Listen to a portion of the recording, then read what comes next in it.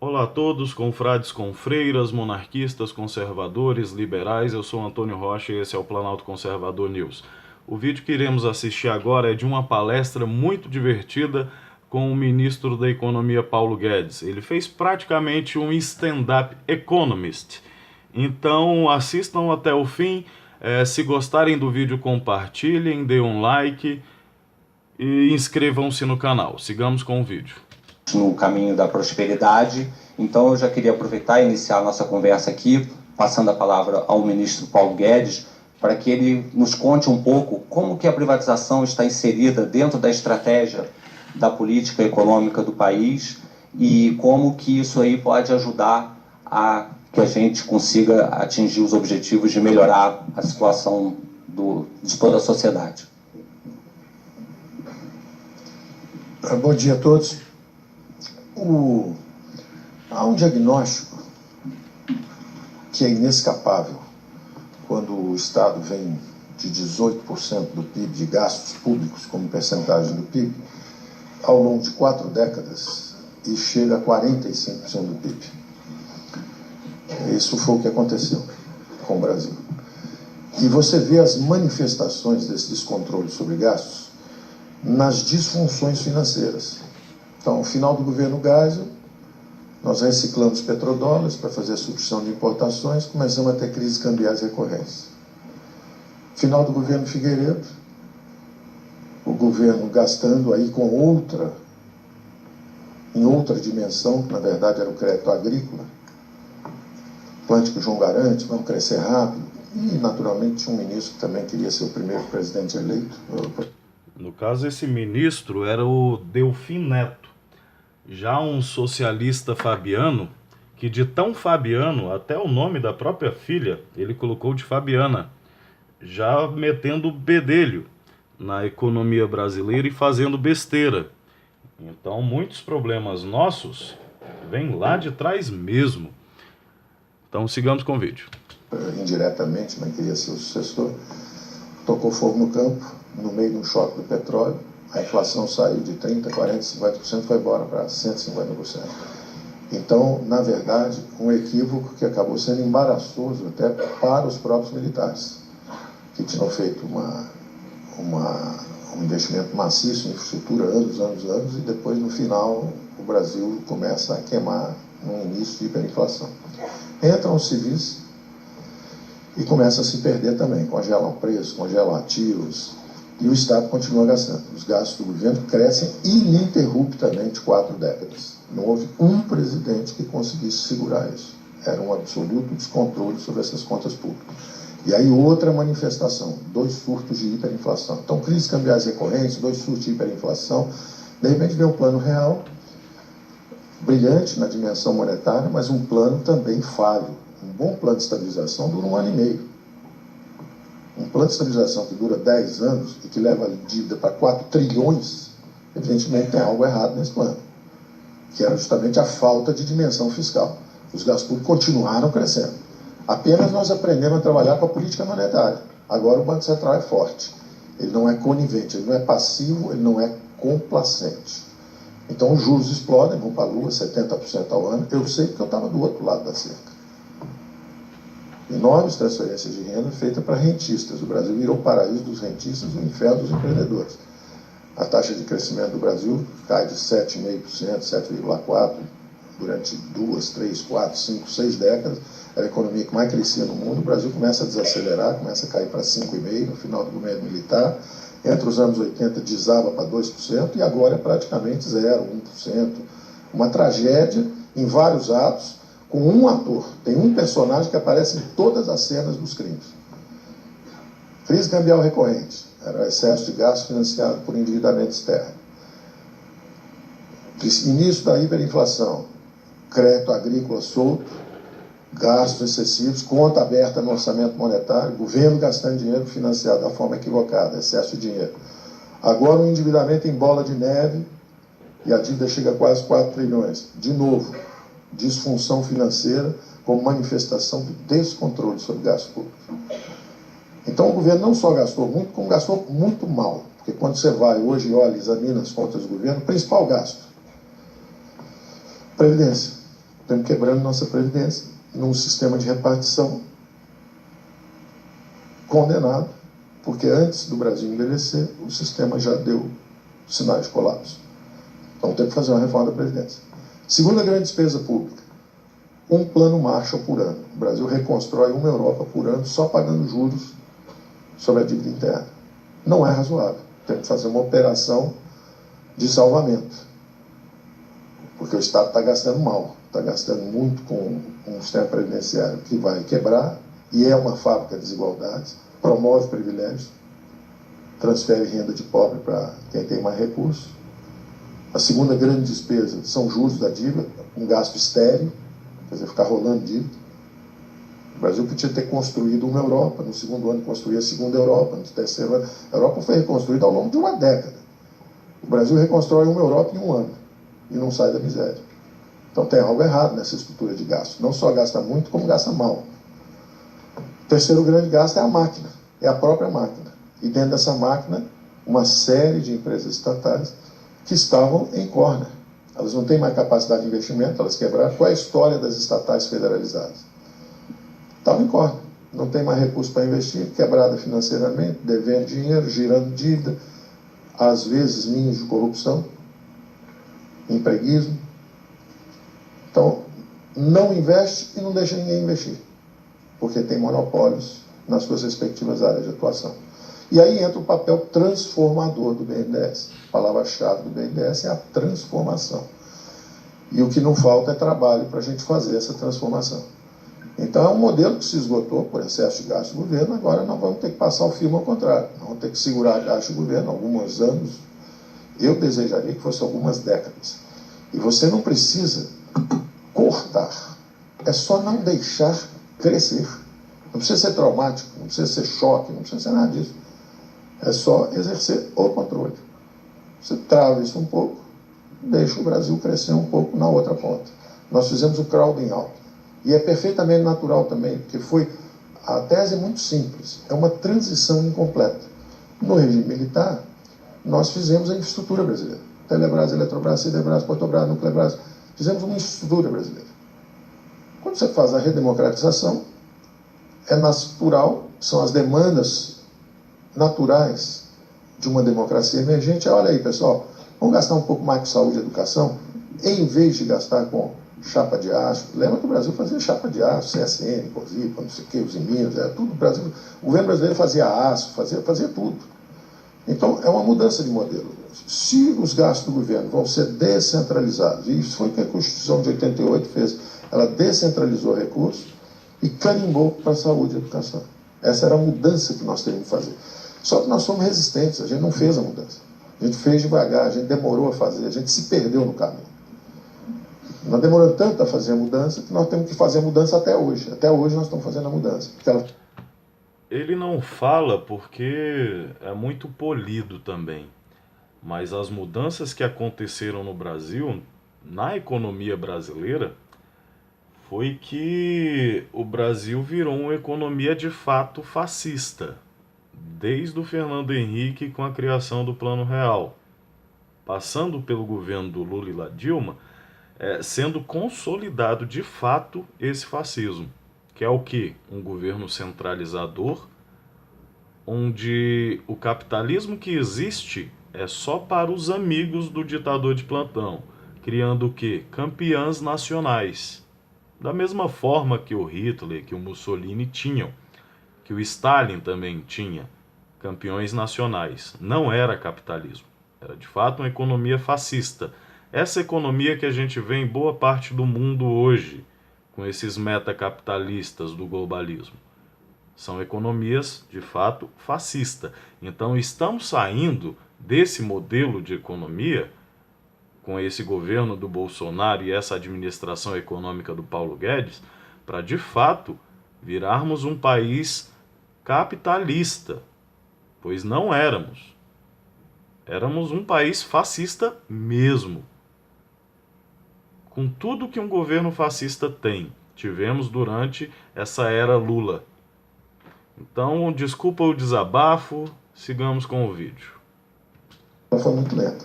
E ela deixou as digitais, essa descoordenação entre política fiscal e monetária, deixou as digitais. É essa dívida de 4 trilhões. Se tivesse segurado os gastos, a dívida era 1 trilhão. Agora, como você quis combater a inflação sem o controle de gastos, os juros ficaram na lua. Qualquer pessoa que conhece finanças conhece o poder dos juros compostos. O poder dos juros compostos. O negócio sai de controle muito rápido. Aconteceu isso com o Estado brasileiro. Então nós temos que completar essa transição. O papel transformador do BNDES está em várias dimensões. Várias dimensões. E aí é o lado positivo dessas estatais federalizadas, essas distribuidoras de eletricidade federalizadas. É um caso excelente e que devia ser referência para os próximos programas. Devia acontecer a mesma coisa de saneamento, onde o Estado não está conseguindo investir porque está quebrado. Então, uma função transformadora do BNDES, ela tem pelo menos 3 dimensões que estão presentes aqui. Primeiro é justamente fazer essa transição do modelo onde o Estado estava nas áreas de infraestrutura e o Estado agora se desloca de forma descentralizada para estados e municípios. Então, em vez do Estado, o governo federal, através das suas empresas estatais, investindo em infraestrutura, agora são os governos estaduais e municipais, ou seja, nós vamos descentralizar recursos, atuando na área de saúde, educação, segurança pública. Você sente a presença de Estado, às vezes, quando você está em outros países. Vai lá fora, pega uma arma, sai passeando, dando tiro para cima. Em 3 minutos, tem 8 carros em volta de você, da polícia, e com sniper apontando. Ou então faz o teste do desmaio. Desmaia na rua. Em 3 minutos, tem uma ambulância para te pegar. No Brasil, você não sente o Estado. O Estado não está onde o povo vive. O dinheiro não chega aqui embaixo. O dinheiro está lá em cima. Está em estádio de futebol, está em Porto Mariel, lá em Cuba, está na Venezuela, está no perdão à dívida da ditadura cubana, está com os campeões nacionais. Ele está longe do povo o dinheiro. Olha o governo fascista aí, Tem que chegar gente! perto. Só vai chegar perto se nós descentralizarmos os recursos. E o papel do BNDE, eu repito, é transformador. Porque esse exemplo do que foi feito com as distribuidoras federalizadas de energia elétrica, esse exemplo tem que acontecer em vários outros setores. Os estados e municípios estão quebrados, estão precisando de ajuda. Então eles vão alimentar o pipeline. O Levi veio exatamente porque ele tem essa dimensão, tem essa visão, vem recursos de fora também para ajudar, Banco Mundial, BID, Development Bank, vem tudo, conexão, nós vamos precisar de recursos. E nós não queremos interromper os investimentos em infraestrutura. Então nós vamos ter que trabalhar em cima de investimentos privados, exatamente porque o governo vai desviar para a área social, então ele não pode ficar fazendo distribuidora elétrica crescer. Está provada a capacidade de transformação quando o setor privado entra, então está aí o Botelho, está aí a Equatorial com o Firmino, os caras estão mostrando que gerem melhor esses recursos sem interferência política, olhando o mercado, são exemplos extraordinários de transformação. Todos os exemplos estão aqui, era a 26ª, passou a ser a 12ª, era a 35ª, virou a 9ª, quer dizer, as empresas performaram melhor, investem mais, não tem corrupção, não estão longe da influência, quer dizer, não estão alimentando a velha política. Porque nós temos que pensar também que a velha política morreu. Nós não sabemos ainda qual é a nova, mas nós já sabemos que a velha política morreu. As estatais não vão mais alimentar uma forma equivocada de fazer política. Esse excesso de gasto do governo corrompeu a democracia e travou o crescimento da economia. Então nós vamos destravar o crescimento, que todas essas estatais federalizadas agora estão investindo, então nós estamos destravando essa estagnação em que estávamos prisioneiros, e ao mesmo tempo nós estamos regenerando a democracia brasileira, que ela vai ser feita em novas bases. O presidente lançou lá a tese dele, vai ser feita em base de valores e princípios. Valores e princípios. Não a corrupção, queremos valorizar a segurança pública, valorizamos a segurança no campo, a propriedade privada, são valores. Os partidos que se organizam em torno desses valores. Essa é a atuação pública. E não uma política alimentada por votos mercenários comprados através de posições em empresas estatais. Então esse modelo está morrendo. Esse modelo está acabando. E daí a importância do papel transformador do BNDE. Porque ele vai, primeiro, e são várias diretorias novas, você até pediu para criar 2 ou 3 diretorias novas exatamente para poder exercer bem isso, que é o seguinte. Primeiro, as desestatizações. Então está o Salim Matar, vai ter uma ponte para o Salim. Esse é o estoque passado nosso. Quais são as empresas estatais que nós temos, que o Salim... eu falava que tinha que vender todas. Naturalmente, nosso presidente, nossos militares olham, às vezes, para algumas delas com carinho, que eles criaram, como filhos deles lá atrás. Só que eu estou dizendo, ó, seus filhos fugiram e estão drogados. Cuidado.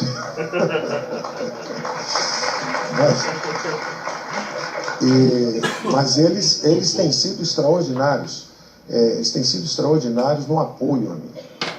Quer dizer, eu não recebi nunca uma admoestação, né? Olha, não é nada disso. São muito mais modernos do que boa parte da classe política. Boa parte da classe política. Agora, o que nós temos que fazer? Eles não vão entrar em política. Os políticos têm que se reciclar. Eles estão só dando um exemplo de comportamento. Foram eleitos, o presidente foi eleito, está lá, e está dando um exemplo de comportamento. Eu não vi uma linha dele recuando. Eu vi todo tipo de tentação em volta dele e em volta dos generais lá. Eu sou testemunha. Passa aquele bando de zumbi em volta. E eles ignoram. Mas vocês vão perder essa votação, vai acontecer isso, vai acontecer aquilo. Não interessa. Nós não vamos trocar. Essa moeda não existe entre nós. Ah, mas então não vai aprovar. Então não vai aprovar. Se tiver que aprovar, vai ter que aprovar na base de princípios e valores. O que a população votou foi nisso. A população pediu essa transformação. Bom, então, o primeiro papel é esse, das estatais distribuidoras de eletricidade federalizadas e o papel transformador do BNDES. Então, essa diretoria seguramente está aí, renovada, revigorada, e vai conversar muito com o Salim Matar. Tem uma outra que diz respeito ao futuro, que essa é o passado. O que nós vamos fazer com esse estoque de ativos que está aí, mal geridos e carregado a um custo muito alto? Você está carregando, imagina você carregando uma distribuidora lá do Amazonas, ela não consegue investir, feudo de político, aquela confusão lá, e carregando a 7% ao ano, que é a taxa de juros do lado de cá. Quer dizer, a dívida para ir de 4 trilhões para 8 trilhões são 7 anos e acabou, já dobrou esse troço. E aí a população brasileira, mais imposto, menos crescimento, mais revolta, menos dinheiro para a saúde, para a educação. Por quê? Porque eu estou carregando um ninho onde tem corrupção, não tem investimento, não serve para nada, serve para... A própria classe política entendeu isso. Ela está jogando um jogo que não interessa. É como aquele joguinho de criança, né? Você foi eleito, você não pode fazer nada. 96% do dinheiro está carimbado. Bom, já que não tem nada para fazer, eu tenho que pensar na reeleição. Então eu tenho que pegar um estatal, tem que desviar um dinheirinho, tem que financiar a campanha, tem que fugir da polícia para não ser preso, com o Sérgio Moro, para ser reeleito. Fui reeleito. Volta para a casa inicial. Tá certo? Isso não é um jogo interessante. Então a classe política já entendeu isso. O povo girou a metade do Congresso e girou 2/3 do Senado. A classe política está entendendo isso. E tem muita gente boa e séria na política brasileira. Então isso aqui é interessante também. Porque tem a turma que está lá para fazer bagunça, mas tem a turma que é boa, séria e está pensando no futuro do país. Alguns são jovens, alguns mais velhos, mas tem gente séria lá. E eu estou tendo também a melhor interlocução possível. Estão dispostos a apoiar, entendem a transformação necessária e sabem que cabe à classe política fazer a renovação política. Eles sabem que é a responsabilidade deles. Bom, então, voltando bem rápido, encerrando, a conexão com a privatização, a desestatização, a exemplo das estatais federalizadas na energia elétrica, PPI e concessões, que aí estamos falando do futuro, o passado, vamos consertar o passado, vamos gerir melhor esses ativos. O futuro, as concessões, o PPI, a conexão já está feita também, Levi sabe disso, e a reestruturação de estados e municípios, que na verdade é uma ponte desses dois, porque vai chegar um governador aqui pedindo água, você vai pegar como garantia essas estatais, vai transferir dessa diretoria de estatais da privatização, vai entregar ela para o Salim vai lá, vocês vão fazer. Na verdade, o BNDE vai apoiar o Salim nesse esforço, vai sindicalizar agentes financeiros para fazer a coisa bem feita, estudos modelos lá de fora, como é que é, sempre pensando em aumentar o grau de competição. Quer dizer, nós estamos a serviço de criar mais competição, de criar mais investimento, crescimento para frente. E, uma vez vendido esse ativo, o dinheiro volta, transfere para outra diretoria, que está ajudando a reestruturação de estados e municípios, sai o prefeito feliz para um lado, sai o governador feliz para o outro, está assoviando, o ativo está bem gerido, o BNDES fez seu papel transformador. Então é para aí que nós estamos indo. Eu acho que tem um futuro de muito trabalho pela frente, mas eu tenho certeza que nós vamos fazer o nosso trabalho. A economia brasileira estava muito baseada em Estado, e como aconteceu com todas as empresas estatizadas, com todos os países que fizeram a glasnost, mas não fizeram a perestroika, não abriram a economia, o Brasil foi para a hiper, a Rússia foi para a hiper, e outros países, como o Chile e agora a China, fizeram primeiro a perestroika. O ideal é fazer os dois ao mesmo tempo. Mas Chile e China fizeram a perestroika primeiro, abriram a economia primeiro, criaram uma classe média que adquiriram dinâmica de crescimento vigorosa e depois começaram a abrir politicamente e é um sucesso completo, porque tem uma classe média forte, robusta, criada não à base de subsídios e ajudas insustentáveis financeiramente a longo prazo. É uma falsa inclusão social, né? É uma aparência de inclusão social que rapidamente colapsa assim que estouram os orçamentos públicos, né? O exemplo mais dramático disso ao nosso lado, historicamente foi a União Soviética que se esfacelou, mas ao nosso lado, no socialismo bolivariano do século XXI, a Venezuela. Nós estamos vendo onde a história acaba. O Brasil estava nesse caminho. O Brasil estava nesse caminho e foi recuperado. Voto direto, democracia vibrante, eleição a cada 2 anos. Só que era Saci Pererê, só pulava com a perna esquerda, estava cansada. Deixar descansar um pouquinho, dá um pulinho com a direita. Vamos imaginar que é uma democracia. A democracia tem que ter tolerância com o outro lado, não é esse o discurso? Tolerem-nos um pouquinho. Como dizia o Zagallo, tem que engolir um pouquinho, engole um pouquinho a gente. Só 4 anos. Eu assisti 30 anos indo para o lado errado, na minha perspectiva, votando tranquilamente, com muita paciência. Espera 4 anos, deixa a gente trabalhar uns 4 anos. Depois tira, troca, faz o que vocês quiserem. Mas dá um tempinho pra gente, tá bom? Nessa brincadeira fica muito difícil mesmo, porque são comunistas. Eles não desistem.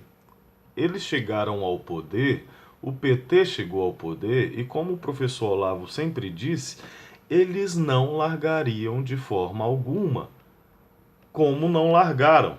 Como fizeram o Teatro das Tesouras com o PSDB e na hora de devolver, não devolveram. O Lula pegou e colocou o poste dele, a Dilma. E eles tinham eles têm ainda esse projeto de poder e eles não vão desistir de forma alguma. É isso que o professor Olavo tanto insiste em relação aos militares. É que já que a gente está ganhando, não pode recuar de forma alguma. Não pode achar que comunista é bonzinho, que eles vão pensar racionalmente, não irão. Então a grande birra que tem acontecido entre algumas partes da direita, dessa nova direita, é isso. O professor Olavo quer que não recue de forma alguma, que retire todos esses petistas de todos os lugares, que desaparelhe completamente o Estado, que acabe com esse deep state. O Ministério Público é um baita de um exemplo, o Judiciário está completamente aparelhado pela esquerda. E nada que se faça na economia, mesmo que da forma maravilhosa como Paulo Guedes pretende, não surtirá um efeito a longo prazo se o Estado não for desaparelhado, se a cultura não for mudada, se não acabarmos de vez com essa hegemonia de pensamento de esquerda, que muitos liberais às vezes não conseguem enxergar. E vem, por exemplo, a China como uma economia vibrante. Não, são fascistas, são comunistas, as pessoas morrem lá. O cristianismo não tem vez, as igrejas são destruídas. É um governo ditatorial, mais que tudo. E esse governo do Bolsonaro, ele veio como um farol. Um farol para mostrar o caminho para a gente voltar a ser civilizado, a sermos parte dessa civilização ocidental que tanto fizeram de tudo possível para que a gente saísse e virássemos uma coisa estrangeira e vermelha, anticristã. Então, desculpa pelo novo desabafo e sigamos com o Papo Econômico e Stand-Up Economist com Paulo Guedes.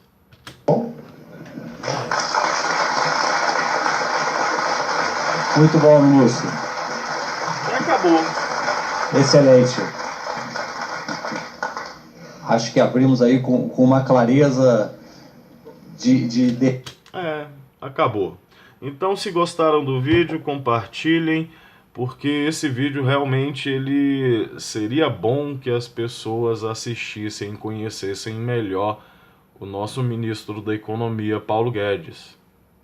Ele irá ajudar a salvar nossa economia e precisa ter bastante apoio. Então, se gostaram, deem um like, compartilhem e inscrevam-se no canal. Brasil acima de tudo, Deus acima de todos.